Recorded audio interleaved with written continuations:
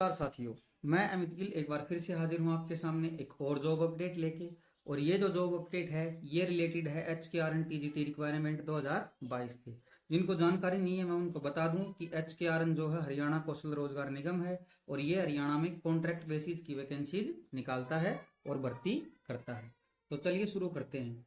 तो अब HKRN ने TGT रिक्वायरमेंट के लिए वैकेंसीज निकाली हैं और इन वैकेंसीज का जो टोटल नंबर है वो 7,229 है आपका।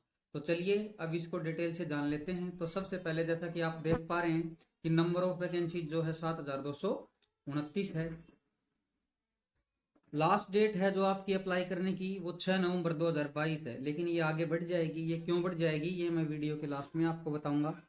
जहां से आपको अप्लाई करना है वो आपका है ऑफिशियल वेबसाइट hkrnl.iti.haryana.gov.in। तो चलिए अब पोस्ट से रिलेटेड एलिजिबिलिटी और क्वालिफिकेशन देख लेते हैं। तो सबसे पहले जो है हम बात करेंगे एज लिमिट की। एज लिमिट जो है आपकी 18 से 42 साल होनी चाहिए। रिजर्वेशन के अकॉर्डिंग अलग अलग कैटेगरीज को जो है अलग अलग छूट दी गई है। जैसे SC ST को 5 साल, तो उनके लिए 18 से 47 साल हो जाएगी। ठीक है, और जो एज की काउंटिंग होगी वो फिलहाल तो 5/11/2022 तक होगी। ठीक है, ये है। तो अब बात कर लेते हैं सब्जेक्ट वाइज पोस्ट की। तो सबसे पहले अगर हम बात करें तो आपकी इंग्लिश की वैकेंसीज हैं, TGT इंग्लिश की वैकेंसीज हैं 1761। अब देखिए आगे देख लेते हैं और सब्जेक्ट की। TGT की हिंदी की जो है आपकी वो पोस्ट रहेंगी आपकी 917 पोस्ट। उसके बाद TGT मैथ की जो है वो आपकी 278 पोस्ट रहेंगी। संस्कृत की 1002 और सबसे ज्यादा आपकी TGT साइंस की पोस्ट है 2408। तो साइंस स्टूडेंट के लिए एक ये बेहतरीन अपॉर्चुनिटी हो सकती है। 2408 पोस्ट हरियाणा जैसे स्टेट में बहुत हो जाती हैं। और सोशल साइंस की जो है आपकी वो रहेंगी 863 पोस्ट। तो ये इस तरह से टोटल मिला के 7,229 पोस्ट में। अब सबसे इंपॉर्टेंट पॉइंट आता है दोस्तों, वो है क्वालिफिकेशन कि इस फॉर्म को अप्लाई करने के लिए आपके पास क्या क्या क्वालिफिकेशन होनी चाहिए। तो उसके 3 पैरामीटर हैं दोस्तों, देख लीजिए। सबसे पहला पैरामीटर है आपका दोस्तों ग्रेजुएशन, यानी कि जिस सब्जेक्ट का आपको टीचर लगना है। फॉर एग्जांपल साइंस की बात कर लेते हैं तो ग्रेजुएशन आपकी साइंस में होनी चाहिए। साइंस में ग्रेजुएशन का मतलब है 3 साल तक साइंस के सब्जेक्ट। और यहाँ पे जो एलिजिबिलिटी दे रखी है वो है फिजिक्स, केमिस्ट्री, मैथमेटिक्स, बॉटनी और जूलॉजी। इन सब्जेक्ट में से कोई भी 3 का कॉम्बिनेशन आपके पास होना चाहिए और तीनों साल आपको उसमें पढ़ा हुआ होना चाहिए। ठीक है। दूसरी जो इंपॉर्टेंट एलिजिबिलिटी है, क्वालिफिकेशन है, वो है दोस्तों आपकी बीएड, यानी कि आपको उस सब्जेक्ट में बीएड आपका क्लियर होना चाहिए। वो 1 साल की है तो 1 साल की, और अगर आपने 2 साल की कर रखी है तो वो दोनों ही मान्य होंगी।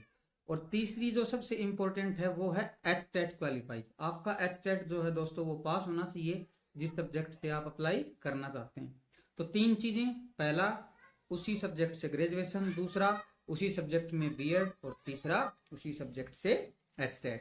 अगर ये तीनों चीजें आपके पास हैं तो ही आप इसको अप्लाई कर पाएंगे। अब आगे देखिए, हम देखते हैं सिलेक्शन प्रोसेस। सिलेक्शन प्रोसेस थोड़ा हटके है दोस्तों। कोई स्पेशल टेस्ट या अलग से टेस्ट इनके लिए नहीं रखा जाएगा। कुछ एक टेबल दी गई है मार्क्स की, उसके अकॉर्डिंग आपको मार्क्स मिलेंगे और जो टॉप पे रहेगा उसको पहले ज्वाइनिंग दे दी जाएगी। ईमेल के थ्रू आपके पास आपका अपॉइंटमेंट लेटर आएगा, उसी के द्वारा आपको सूचना दी जाएगी। तो फॉर्म भरते टाइम आप ध्यान रखें अपना फोन नंबर और अपना ईमेल बिल्कुल करेक्ट तरीके से भरें। तो चलिए अब आगे इसका हम सिलेक्शन प्रोसेस देख लेते हैं। तो देखिए इसने 2 ही चीजें लिख रखी हैं। 2 चीजें इसने क्या लिख रखी हैं, एक तो मार्क्स और एक सोशियो इकोनॉमिक क्राइटेरिया। लेकिन ये महज 2 चीजें नहीं है, मैं आपको इनको डिटेल से बताने वाला हूं कि कैसे कैसे आपके मार्क्स कैसे कैसे मिलेंगे और कैसे कैसे जुड़ेंगे। तो चलिए आगे बढ़ते हैं।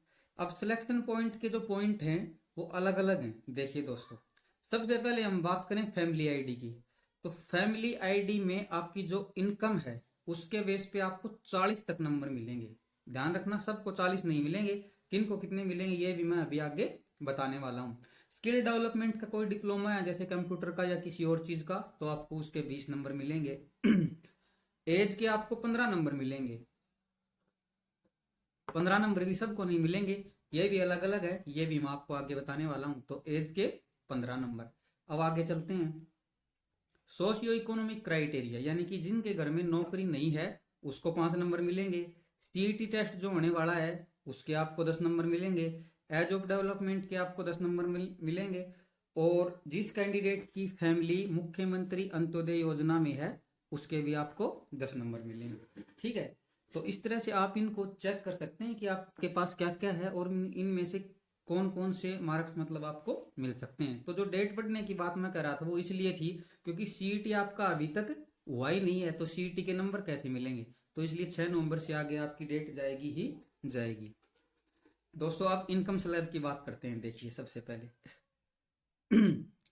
तो जिनकी इनकम अगर 1,80,000 से नीचे है, 1,80,000 से नीचे है, तो दोस्तों उसको 40 नंबर मिलेंगे। यानी कि अगर फैमिली आईडी में आपकी इनकम 1,80,000 से नीचे है तो आपको मिलेंगे 40 नंबर।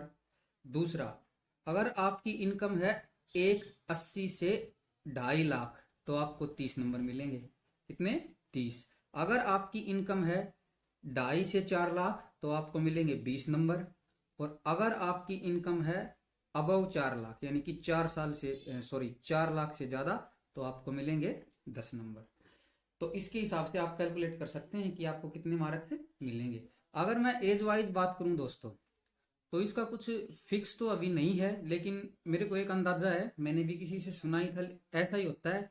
जैसे कि एज में आपका क्या रहेगा ये देखिए मैं बता देता हूं। अगर आपकी एज 30 प्लस है, कितनी?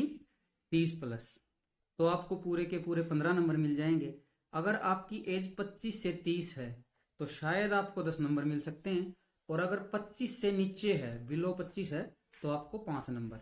ये आपकी एज का क्राइटेरिया रहेगा। ये मुझे फिक्स मिला नहीं तो मैं आपको फिक्स भी बता देता, लेकिन 99% यही है। ठीक है, तो जो भी पॉइंट हैं income in family ID, skill development या जो भी मैंने और बताए हैं, तो दोस्तों आप जो है इनके हिसाब से अपना ये अंदाजा लगा सकते हैं कि आपके कितने नंबर बनेंगे, सिवाय सीईटी के। जैसे ही सीईटी होता है तो आपको सीईटी का भी मिल जाएगा। अब सीईटी का क्या क्राइटेरिया रहेगा, देखिए सीईटी का क्या है, 10 नंबर है टोटल।